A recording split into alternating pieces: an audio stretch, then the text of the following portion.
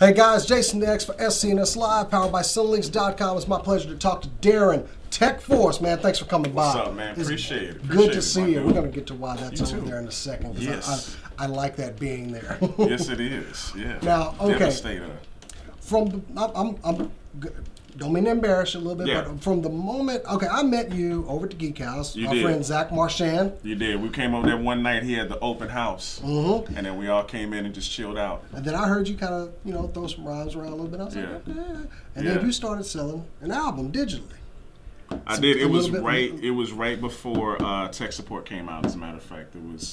I think we had did it, what was it, August? Well, it was Tek Support I got that was the first one, because I didn't remember, I wasn't there for the other album. But when you put out TekForce and you started positioning the first one I came out with was the Road to Tek Support, which was a 5-track EP. Right. Tek Support is the full joint, the full album, and good Lord, I thought I had a copy on me. But we'll show it. We'll get to that soon, later. Oh, there's gonna be shots of that interplayed throughout the thing. So I bought the album. And I was at work. Yeah. I'm at work. I work in IT, and I always like a little background music. And I'm, okay, I'm buy the album, give them a little bit of money here, and I started listening to it. I'm like, okay, okay. I even tweeted out. I was like, hey, go cop this album, because I'm a nerd. You did. I grew up on rap music as well, so the nerdcore thing is kind of like, it's our niche out there. So we're very accepting for artists who go for stuff like this. It's not typical, but it's still good. Beats and the rhymes are still there, but it's something that we, especially you, Ode to the Retro is my favorite. I'm gonna go ahead and say it. Appreciate it. That's my jam. Yeah, thank you, man. And I gotta say, all the guys that have listened to it, they've been like, "Hey, who is that?" Oh, well, I get to inform them. Oh, well, that's TekForce. You should go buy that album and check it out. Yeah. So what? I gotta admit, thank you so much. You kind of hit this, like, you've been hitting this upward peak, man. It's you know what, man, it's been a blessing, dude. And it's so funny, when I set out to do Tek Support, I didn't know which way it was gonna go. I had no idea. I had did several songs, but I knew I was ready for a full album. So the way I approached it was real organically, and I just did it based on what I love. What did I want to talk about at the time? That's how I do my songs. I don't try to okay, well, I got to have a song about Robotech, the song about, I love the Robotech Alter Ego, track. The SDF1. Well, I had to write about that, man. Robotech was the first anime I ever watched. I think it was because we're about the same. It's about like the first anime that we actually saw mainstream on TV. So I remember coming home from school and Robotech, and that came on, and it was, what's so important about it, it was like the first anime that actually showed people dying. Or first, cartoon. The feels were strong in Robotech. So when Roy Fokker died, man, I was hurt. Dude, I was so hurt. No, I can't believe. No. He died? What? Because G.I. Joe, somebody would you'll see a truck blow up and then it'll slip out the back. Like, I narrowly escaped that. That's not how it works. They would go there with Robotech. Right. Clearly. They went there, man. And I didn't know how I wanted to write it, but it was a talented producer by the name of Rukanetsu. And he had worked with several artists before, but I was going through his beats, and he sampled a lot of anime. Well, one of them had a Macross sample. And I said, wait a minute, this is it. This is the one I'm going to write about Rick Hunter, Roy Fokker, Claudia, Min May, everybody. And I just structured it in a way that I wanted to tell his story. Rick Hunter's story, because really that's what Robotech was about. It was Rick's story. It was definitely a good story. Yeah. I mean, you can't beat that anime. No, man, it was. And they can say what they want to for it being adapted for the United States, or that was ours. Okay, let us have this one. Okay, I know it's Robotech. That's not Macross. Let us just have this, please. Some of us grew up on a TV with two knobs. All right. We didn't have a VCR or anything that we could get the episodes from Japan. So let us have Robotech. Let us have it, man. Let's have it, dude. We didn't know about Megazone 23 and the other stuff they spliced into. We didn't know it's 3 different series. It's 3 different series. Yeah, but I mean, God, when you're a kid, you don't care about that. What's more important is knowing about your characters you love, like this guy right here. Check him out. Yeah. devastated. He was eyeballing that as soon as he came in. I'm thinking about running out with this thing, and then I'm, hey, look over there. You have to get your own. Right, he gonna tackle the living you know what out of me. Now talking to you now, we just got off onto that. That's what comes across in the music that you write. That passion is there. Yeah. It's not like, oh well, I know a little bit about this topic. I'm just gonna make a couple words to beat. No, you can hear the passion and the love that you have for the stuff that you do. And I'm telling you, it just comes across in your music. So maybe that's why you're getting such a good fan base and why people are hearing your music and saying this is pretty genuine. Well, man, I'm a student of hip hop, man. I grew up, with groups like my favorite group of all time was A Tribe Called Quest. I grew up with Gang Starr and the Wu-Tang and LL Cool J, and I had all these influences in hip hop. So when I approach my songwriting and just write, whatever I do, I keep it hip hop, and I keep that stuff in the back of my mind because that's where I come from. So even when I'm writing about, the Hulk or whatever, I'm gonna still keep it hip hop. It doesn't matter how I do my tracks. I want them to be respected. I want when you listen to this album, you listen to it as a hip hop album, not this is nerdcore, no, this is whatever. This is hip hop because it is. And I think what's happened is especially in Dallas, I'm gaining fans of people who've never heard of who are not nerds and know nothing of this. It's word of mouth is what it is. And they're and then they're listening to the music and Ode to the Retro, man, it got me in the Dallas Observer, I'm saying, I see, because I'm, like I said, we're interviewing, I'm a fan of yours. Well, man, so I was very happy to see that. I was like, man, and then the biggest one for me, well, you got your album held in stores. People can go and buy a physical copy of it. Yeah. How was that? Did you just go and say, hi, I have this album, do you want to sell it in your store? How did that work out? Did they just... Well... Because I've seen people posting like, hey, I went over here and got this album. Yeah, well, it's funny, dude. I the way that came about, I know the owner of Game Over Video Games, David, and I performed there last year at Classic Games Fest, and it was my first one. And I remember coming there. I didn't have any merch, dude. I just had my little CD. They gave me a table, but I didn't even have like a TekForce thing to pull over there. Nobody knew who I was. I just had this blank little piece of paper that said TekForce and my CD sitting there with my family. We looking like if you donate to us, to United Negro Foundation. No. If you donate to UNICEF, then you can please buy the album. Please buy. Man, I look so pathetic, bro. Like, I'm glad nobody took pictures because everybody beside me had their pro set up But I went there and I did probably one of the greatest shows of my life because it was in front of people who actually understood who I was. They knew my music because I performed before, but it wasn't generally for the nerd crowd. That crowd knew every reference I was making. That crowd knew everything that I was talking about. The greatest performance of Retropalooza, but I'll get to that. But anyway, the owner, I knew him, right? And what's so funny, Ode to the Retro, the video we shot downtown Dallas. Yes. Around Deep Ellum, if you can see in the different shots there. And we went, one of our ideas was go to Game Over Video Games and shoot there. And as I was there, one of the guys that's in the group, our team, Lewis Gray, or should I say T-Rex, Deuce Freight, Jay Nonstop, Beat Nerd Hub, who produced Ode to the Retro, we were all there. And Deuce says to me, yo, you know what? You should try to see about consignment. Why don't you see about selling your CD here? And I thought about it. I said, why don't I? I have a CD that talks about what they sell. Why wouldn't I try to sell here? So I talked to David about it. This is your audience. Yeah. This is my audience. And I talked to him, and he liked the idea. And next thing I know, I'm in 12 stores, man. I'm 10 here in Texas and 2 in Washington. And I know about the ones in Washington. Huh? I know about the ones in Washington. I must have missed that. I get busy doing stuff too. But anyway. Yeah, man. So I'm in the game plan with the next 2 months is to start performing around those venues, getting people ready, or those areas for Classic Games Fest for the performance. So I'll be going there doing in-store performances, hopefully selling CDs, and if things go right, I'm going to fly to Washington go to those stores and have some nerdcore homies out there. Lex Lingo and Shubzilla, Bill Beats, shout out. And do some shows out there. And I got my first comic book store, which was Doc's Comics and Games in Frisco. Yep. So yeah, man, and that felt real good because it's just going like this for you. Well, man, honestly, what it is, it's like I was telling the conversation we had before. When you go in and actually talk to people, and they can see your passion and see in your face that you're serious, then it makes a world of difference in how they talk to you, how you move to them.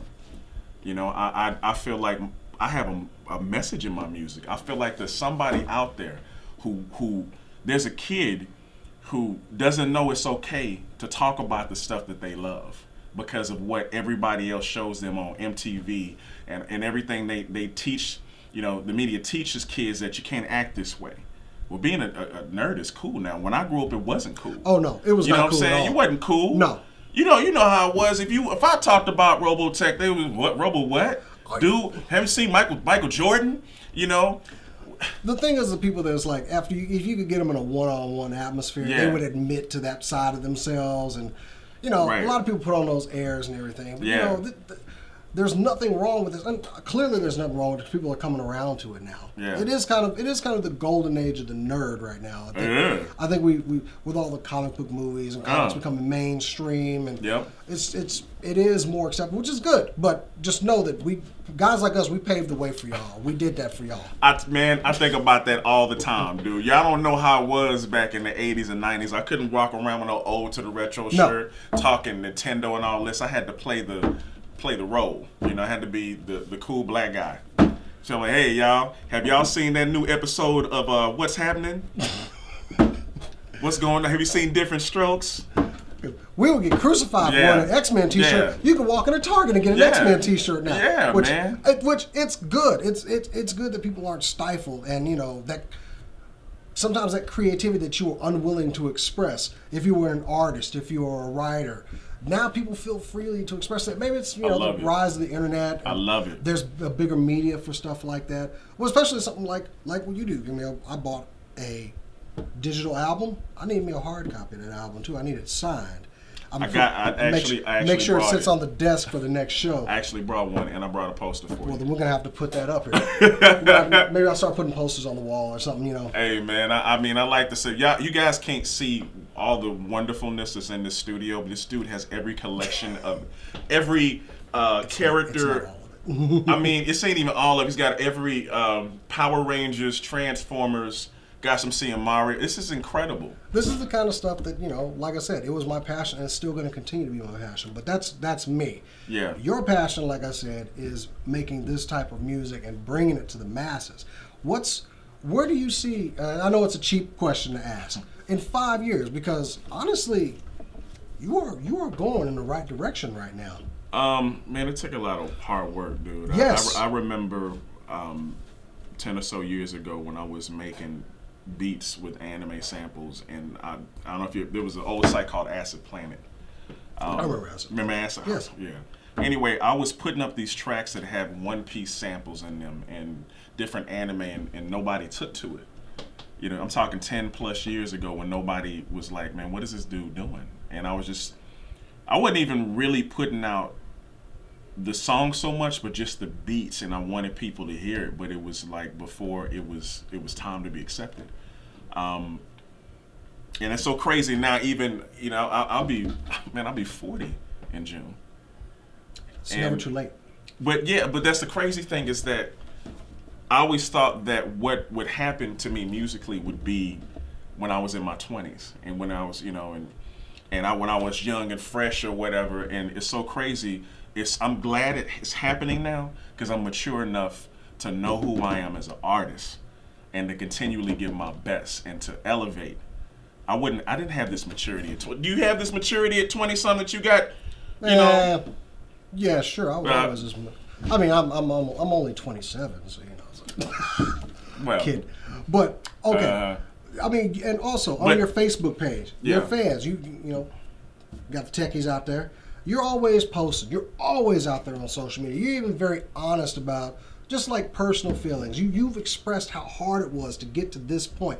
You know what? You can actually see that in the artwork of the album, where you are sitting. It is night, the illumination from that computer, and you are sitting there, and you are. It looks Focus. like you are at work. Yeah. That really comes out too. Man, you're the first person to point that out. No, really, honestly, because I mean, people say it's cool, but they don't really look at how much went into it. And it was a talented artist by the name of Daniel Hill, from the UK, that made that. He's seen some of his artwork. Daniel, man, he's worked with the big names, man, like Mega Ran and Sky Blue, and he's a very talented dude. So it's funny, the way that the album art came together. I told him my idea, and he said, well, give me a reference shot. So I was at work, and I was literally sitting right here. That's not something he came up with. There's a picture of me sitting here looking at my job. Actually, and I was just looking like this. He added that part where I'm really focusing in. But then I said, all right, well, I need Ghostbusters in there. I need Robotech. I need Transformers. I need Love the Super little Nintendo. nods in the background, everything. But that picture itself, that is 2 a.m. I'm trying to make something work right now. That's me, man. God, it's you know what, the work never, and sometimes I have to stop. I've recently had to slow down because I was stressing myself out, because I love this so much, and I want this so much that it becomes overwhelming. So I have to sit back and play with my daughter for a little bit. Yeah. I got to talk to my honey. And I gotta, get on some gameplay. I gotta reel it back. I gotta realize things happen in time just like they have now, and I can't rush it. And back to the question you had asked before, in 5 years.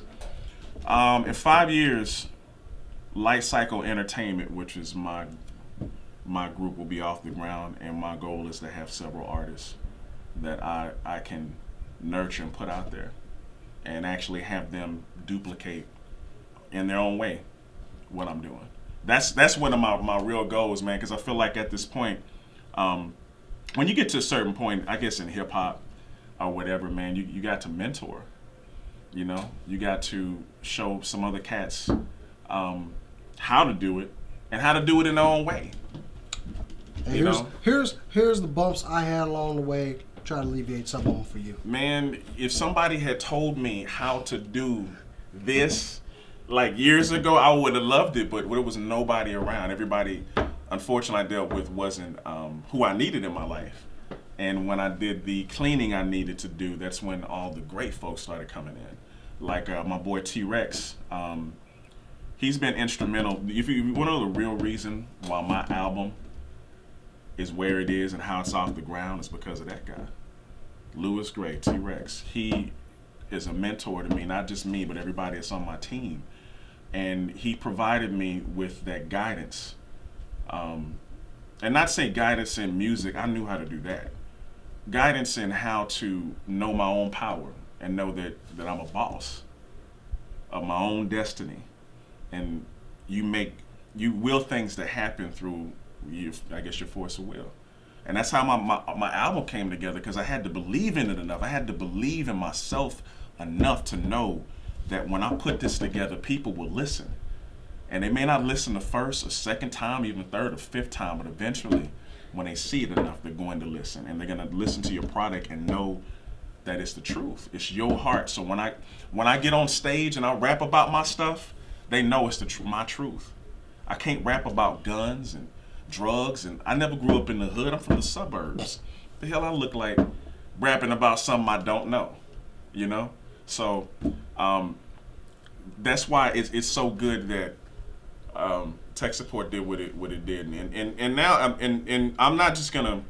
My projects are not just going to stay specifically gamer related. There'll be some real stuff I talk about. There'll be some stuff that that's going on. You've alluded to on your Facebook page, which y'all should definitely go follow him on his Facebook page. He's always talking on there, and your Periscope too.